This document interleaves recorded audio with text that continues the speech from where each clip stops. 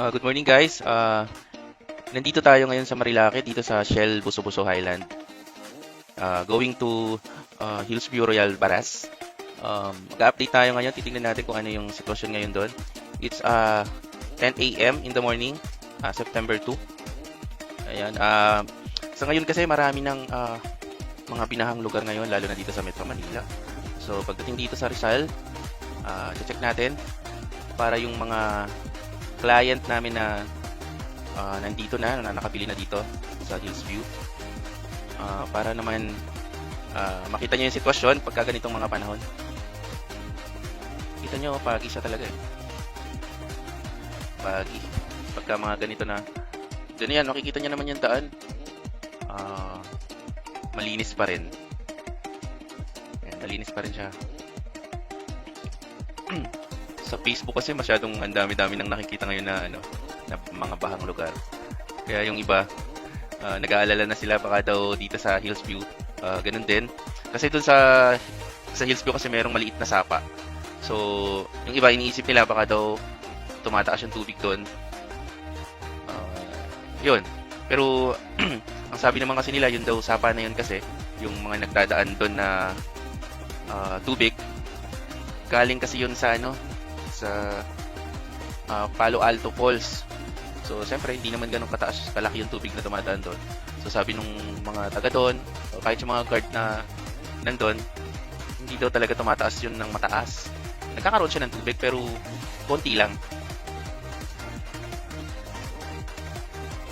Ito na tayo, papunta na tayo na sa palengke ng Painahan.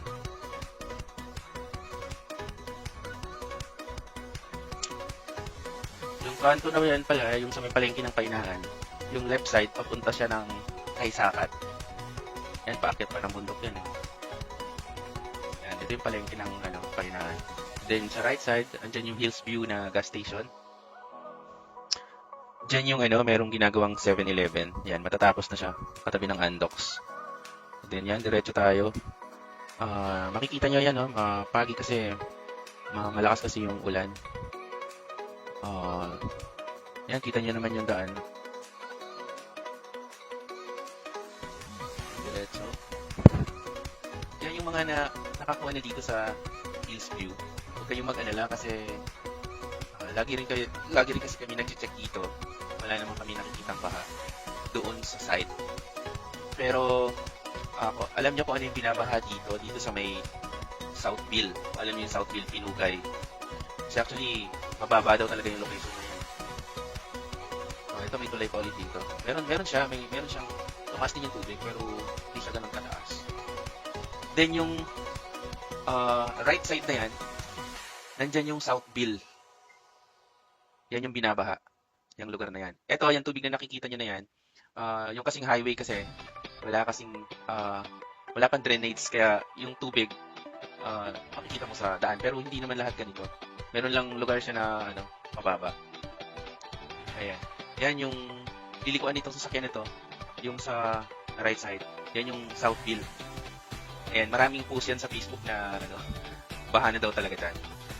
Yan lugar na yan. Kasi talagang mababa kasi yung lugar na yan. So, si Hillsview naman, aakyat pa tayo ng bundok. Ayan, makikita nyo, yan daan na yan. Paakyat na yan eh. So, malayo pa. Possible talaga sa Southville, baha talaga siya kasi mababa yung lugar na yan. Ayan, makikita nyo yung daan. Paakyat na siya. Ayan, kaya huwag kayong mag-alala kasi itong Southville kasi, mataas siya talaga kaya hindi naman siya binabaha. Yun ang sinasabi nila talaga. Yung mga nakatira na dyan na matatagal na. Ayan, paakyat na tayo.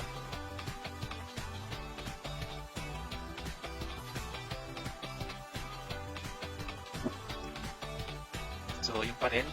Mga puno pa rin talagang makikita mo. Ayan. Kasi yun daw iba kasi nagpapanik na kasi baka daw baha din. So, sabi ko, sige, try natin mag-update para makita nila. Siyempre, di ba, kung yung bibili mo nga namang house and lot, binabaha. Siyempre, nakakapag-alala din naman yun. Ayan. 10 a.m. pa lang pero tingnan niyo yung panahon. Madilim. Kasi malakas talaga yung ulan din. Madalang yung mga nagdadaan ngayon. Ayan, maganda talaga yung pagkaganito yung daanan mo eh.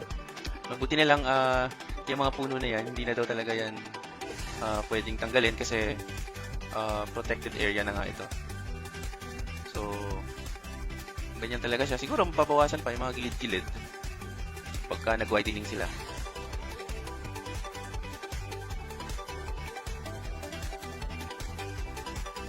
Ayan.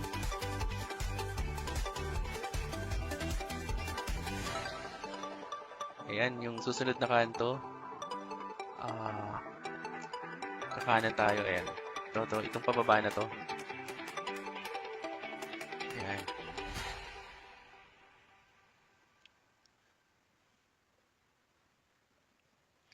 Di ba? Ganda ng daan, di ba?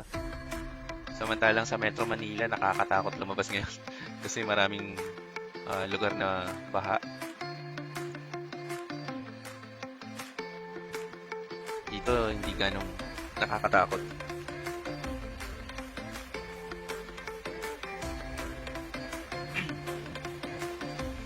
And guys, yung tutumpukin natin is yun na yung Chesto Apparel. Yung left side, papuntang Hillsview. Tapos yung right side, papunta yan sa barangay ng Pinugay. Yan. So, left side tayo. So, eto na. Di ba makikita nyo?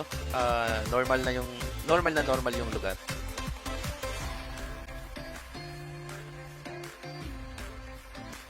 Yan, umuulan lang, wala namang pinagbago. So, ito na, itong right side natin is si Hillsview Royal. Ito yung lugar ng Gate 1. Itong una. So, ito yung dire-diretso lang. Nandito yung tulay na maliit. Yung iba kasi dito medyo nag-aalala kasi baka daw tumataas yung tubig dyan. So, yan, makikita natin. So, ito, ganito pa rin. Ganyan pa rin siya.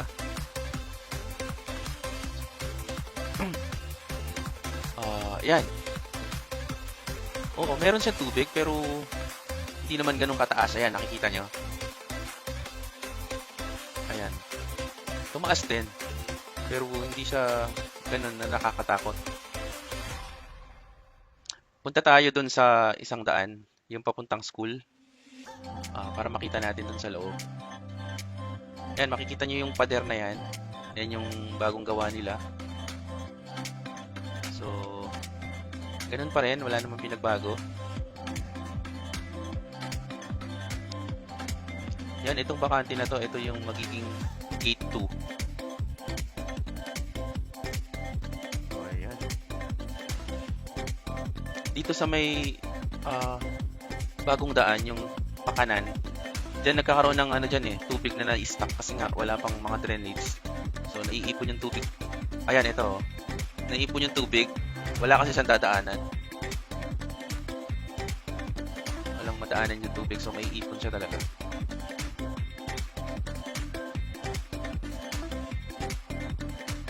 Itong daan nga pala na to, ito yung papuntang school. Yung school na nandun sa loob ng subdivision. So, malaking bagay itong school na to kasi pagdating ng panahon, yung mga nakatira dito, siyempre, meron ng public school sa loob. Ayan. Then, papunta rin tong gate 3 ng Jasmine. Ayan.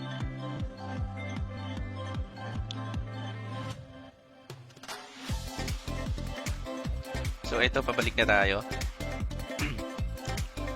Hindi na makita yung mga bundok. Ayan, sobrang pagi na siya. So, malakas kasi yung ulan. Kaya yung mga nag-aalala kung bumabaha ba dito. Sa ngayon kasi, ayan, nakikita niyo yung sitwasyon. Wala naman, wala. So, nakikita namin, wala. Hindi siya binaba. Siguro, lalo na kung malalagyan na ng mga drainage to. So, yung tubig, continuous na siya. Hindi, wala nang, hindi na magbabara sa mga gilid-gilid. So, ayan. So, yun lang.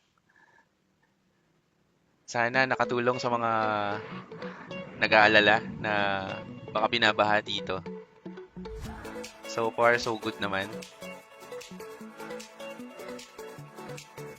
Tingnan natin ulit yung tulay. Oh, yun. Ah, ganun pa rin. Ah, yung mga nag-aalala dito na baka tumataas yung tubig. Ayan, huwag kayong mag-alala. Meron siyang tubig, tumaas kahit papaano, syempre. Ayan po. Meron naman siyang tubig. Then, maayos yan, syempre, pagka naayos na yung mismong sapa na yan. Kasi lalagyan naman ng recrap yan. So, para umayos yung daloy ng tubig. So, yan guys. Sa susunod na lang ulit, mag-update tayo. Ayan, thank you.